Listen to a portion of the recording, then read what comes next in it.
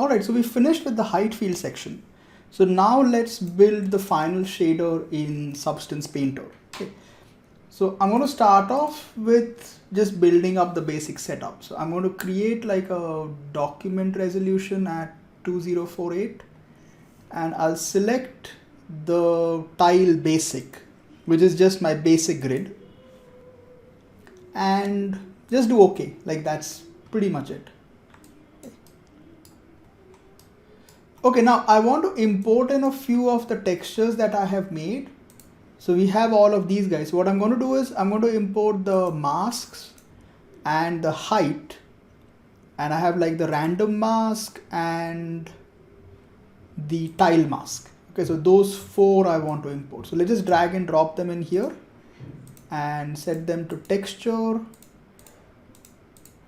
I'm not very good with Substance Painter. I can do like basic stuff with it. And I'll import it to the current session. Okay, so the first thing I want to do is I just want this to have some displacement. Okay, so I'm going to create a new solid and that will be just the height, and I'm going to take the height and drop it in there.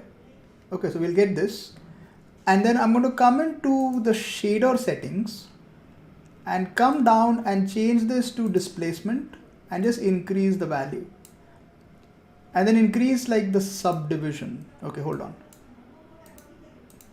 Yeah, sorry, keep it to height. Okay. Now it won't look very good right now because we haven't really baked in any of the other data, but yeah, just increase the subdivision count high enough so that it looks good. Yeah, there we go. So we have our basic, displacement map. All right, so the first thing we need to do is we need to bake in all of our information. Okay, and let's just rename this to displace. Okay, so come to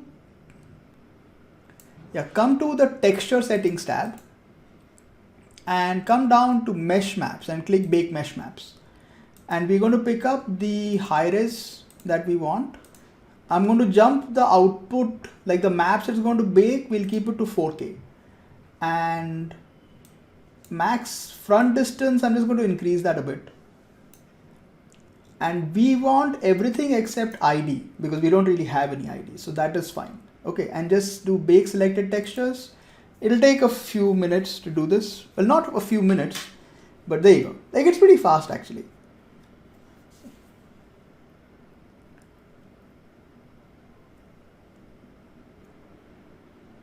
So yeah, there you go. Like it does a good job with it. Okay, done. So there you go. So now it looks a lot better. Okay, so what we want to do is firstly, I just want to I'm going to use these as masks to just color specific areas. Okay, so I'm going to firstly start off with coloring the tile. So I'm going to click that. Let's make this. Or let's say this is the base color. Okay, and we don't need any height over here. So I'm going to make this darker and we're going to make it a little bit more rough. Okay, now let's take another fill layer and this will be tiles. And let's make this, let's try bluish.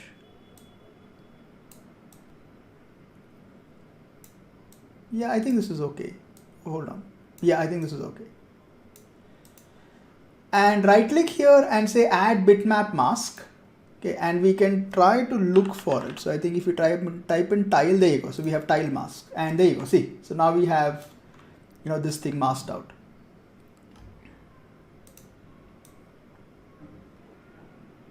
Okay, and let's make this, this is fine. Let's make it slightly rough. Okay. Okay, now the next thing I want to do is I want to create like random colors for the stars. Okay, so what I'm going to do is I'm going to create a folder and let's call this folder as stars, and this will be masked again, like the folder itself is going to be masked. So I'm going to do add bitmap mask, and this will be like this is like the original maps that I had painted, like from my original file. So in there, the stars were called as dots. So I'm going to type in dot, and there you go. So you have dot mask. And then in here, I'm going to create like a fill layer, which will go, into this folder. See, so now all of them, they'll just show up through this mask that we have. Okay, now here what I need to do is, firstly, we're going to take a fill, and this will take the random mask. Okay, so I don't want any of these, I just want color. Okay, so I'm going to take the random mask and drop it into base color. So we'll get this. Okay, now the next thing I want is, like, this one is too bright. So I want to take like levels. So we'll add levels and just sort of adjust the, adjust so the white one sort of comes down a little. Okay. Okay, now we want to color this. So what you do is right click here and say add filter. And then in filters, you'll find something called as gradient. Okay, so just click gradient and it'll give you like a bunch of colors.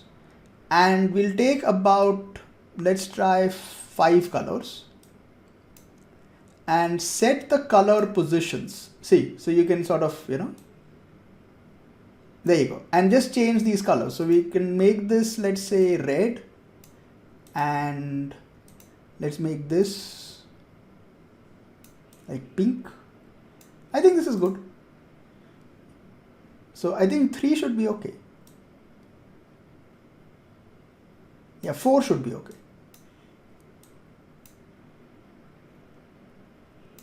Yeah, so just sort of play around with the color positions till you're kind of happy with them. But yeah, there you go. So this is nice. Okay, now the rest of it is relatively simple. Okay, so I can just close this folder.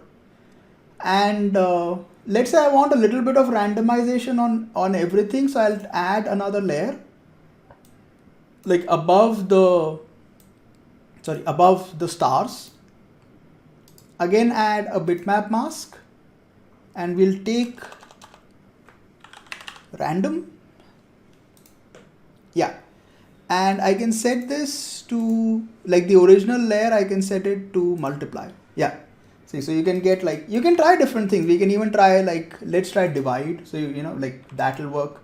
And on the fill layer itself, I can also try, adding in levels and sort of adjust it. See, so you can kind of, control it if you want.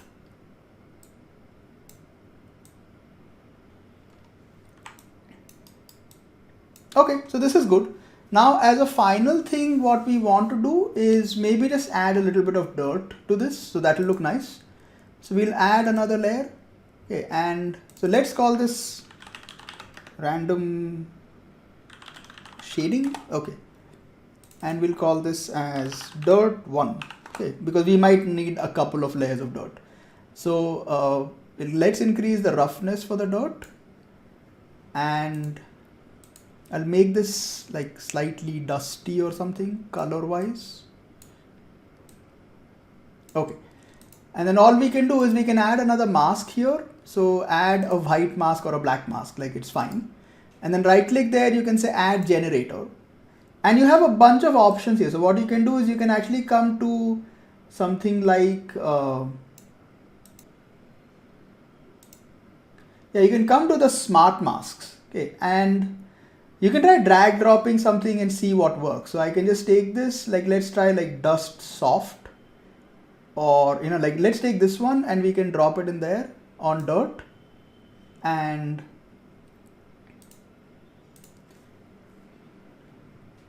so are we getting anything here? Hold on a second. Yeah, there you go. See, so you can get like a little bit. So you can blur it a little bit like that.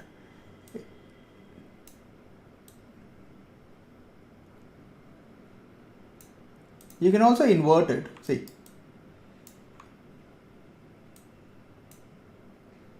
And you can blur it a little bit more. No, actually don't blur it. It looks nice this way.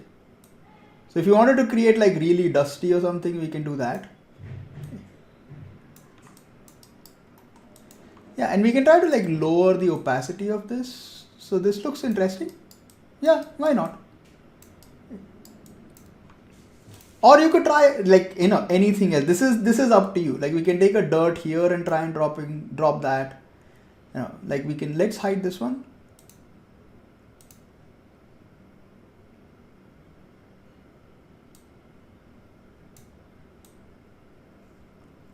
Yeah, I think this is better. Okay. Instead of that one. Okay. And then let's add one more layer. And we'll call this as dirt, or let's call this edges. And we'll again add a mask here. And take a generator. Click here and you'll find something called as metal edges. And metal edges is really nice because what it does is it allows you to sort of like highlight these edges. So you can kind of like, you know, just, we can lower the, see, there you go. See, so lower the grunge amount and like adjust the grunge scale and see. So this really helps you, you know, kind of adjust this. And what we can also do is if we come into the main layer, you know, like not on the mask, if you come to the main layer and firstly I'll give it more roughness, see, so it's sort of, you know, like rougher than everything else. And I can take the height and kind of, you know, go slightly negative. So what it will do is it will sort of like, you know, take these cracks inside. Okay. Or you can go upwards as well, which is fine. But I think going downwards is slightly better. But there you go. See, so this gives you, and then if you want more detail, I can come back here, you know, and you can try to change this to edge length and try to increase the max edge length till you get, you know, like a little more detail. Yeah, so this is it. So this is the full process, you know. So this is how you can go about creating like a full shader, doing a mix of like Houdini height fields and Substance Painter. Like you could also try to do this with Quixel, but I'm not very good with Quixel. But I'll tell you what, I'm going to try out Quixel in a couple of days, and if I can recreate the same thing with Quixel, then I'll do another video for Quixel as well. Okay, so for those of you who don't have access to Substance Painter, you can, you know, like Quixel Mixer is free, right? It's from Unreal now, so it's all free. So you can, you know, we can probably try and do the same thing using Quixel Mixer. Okay, so that's pretty much it. So this is like the full thing. And then you can export the textures. You know, so I can come into File and I can do Export Textures. And yeah, just make sure that you export the height map as a 16-bit. Okay, like everything else is fine, but just make sure you export the height map as 16-bit. And you don't need to export the emissive. Okay, like the rest of it is fine. And then you can export that, you know, like whatever, like 2K, 4K, whatever is preferable to you. Alright, so before I close this lesson, we'll also do some baking in Houdini, and then I'll just, you know, sort of compare it with what we get in Substance Painter, so you can sort of decide, you know, which one works better for you. But as far as speed is concerned, Substance Painter is a lot faster, okay, like in any given day. Okay, but the great thing of baking in Houdini is that you can bake out attributes as well. So that's definitely a huge advantage. Okay, so what you can do is, if you have the lab tools installed, you should have the lab tools installed for this. Okay, like there is the old Bakerop, but that is a little complicated. So you have the new sort of labs maps baker, which is a lot simpler. Okay, so you need two things. You need your, you know, base geometry, and then you need like the high res geometry. So what I can do is I can connect the low res geometry to the left input and the high res to the middle one. And then like it's pretty straightforward, right? You have your output directory and name. So the name is usually like the file name and the channel. And then you have the resolution and the tracing mode. So I'll keep the tracing mode to surface normal. And then you have all your various channels. So you can also bake out like maps from a shader, which I'll do on like a later date. But you have your basic stuff like vertex color is point color, and then you have ambient occlusion, thickness, curvature. So what I'll do is I'll just turn on these guys. Yeah, let's pick up all of these.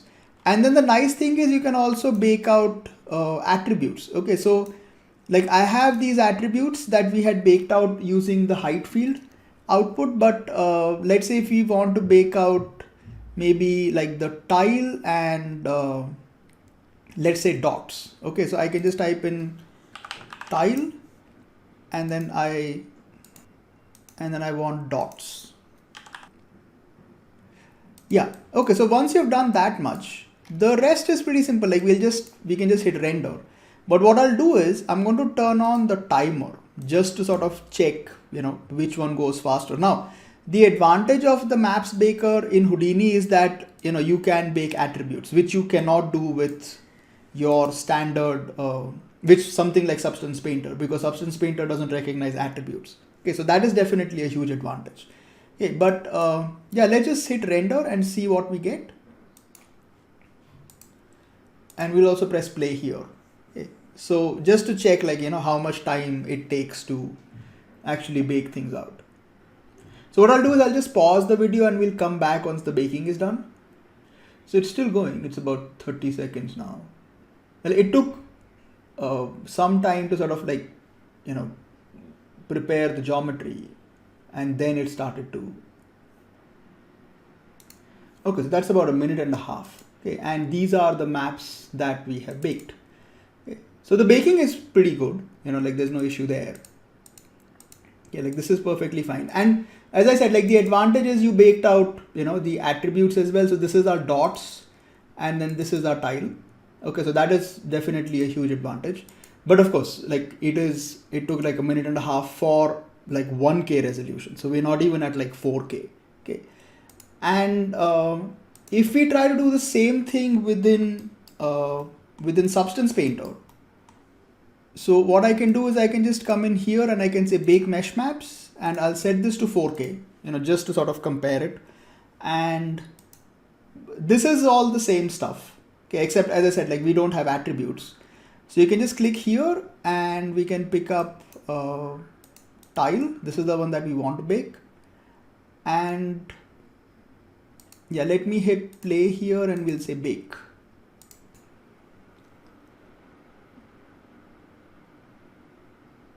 Okay, now I think the problem we're getting is there's not enough distance. Okay, so let me just cancel that. So I'll stop it.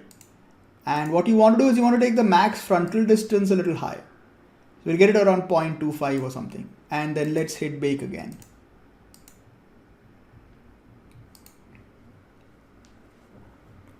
There you go.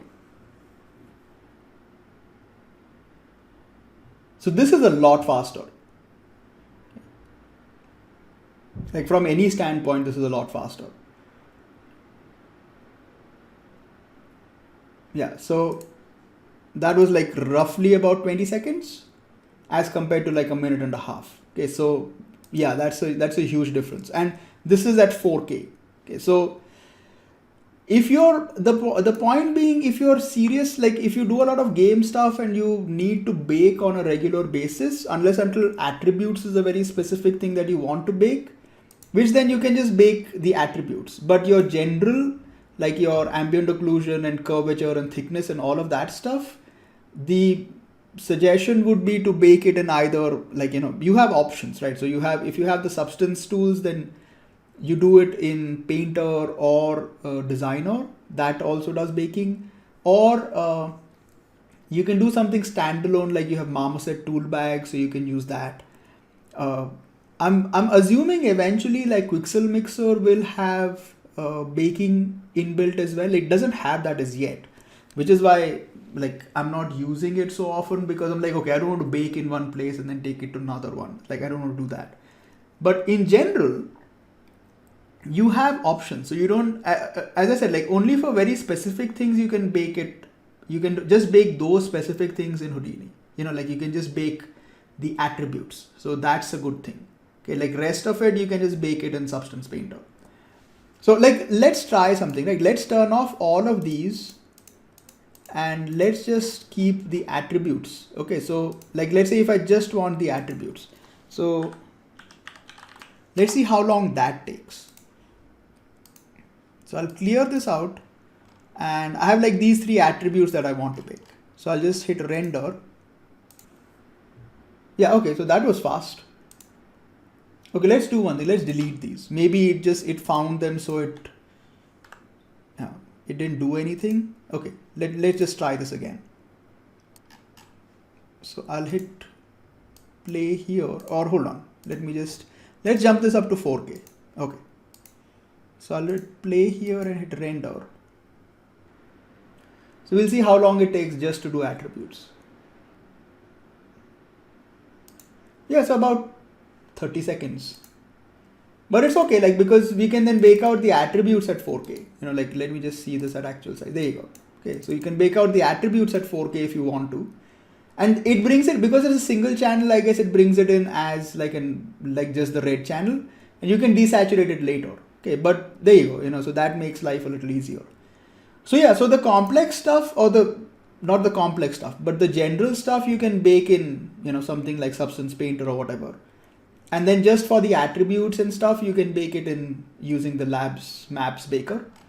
Okay. Because eventually, like, as I said, like for proper shader building, you know, that you want to bake out like proper maps and stuff and build a proper shader that then you'll use in different render engines or Unreal or whatever. It is better to do it in Substance Painter. Okay, because Houdini can't preview all the channels. Okay, right? If you have metallic and roughness, the Houdini viewport can't really preview those things. So building a full shader using this technique is not doable in Houdini. You know, like you could, but it's just weird. Okay, like you could probably like connect those. You could create attributes for metalness and roughness, and then plug those into your shader, and then run a render engine. So every time you make a change in your attributes, the renderer then restarts. But that's going to be very slow. Okay, so not recommended, but yeah, you know, it's an option. I'll do a video for that. Like I was trying that out. It's stupid, but I'll do a video for that. Okay, but yeah, anyways, the point with this one was to build a proper, material in Substance Painter using all the maps that we baked out. Okay. Okay, so the next video, we're going to make another tile pattern, but we'll mix like height fields and like some SOP based stuff. So if you want to do like, this is a texture map. Okay, but if you have like a custom object and you want to tile that, then how do you sort of go about doing those things? So that's what we'll do in the next video.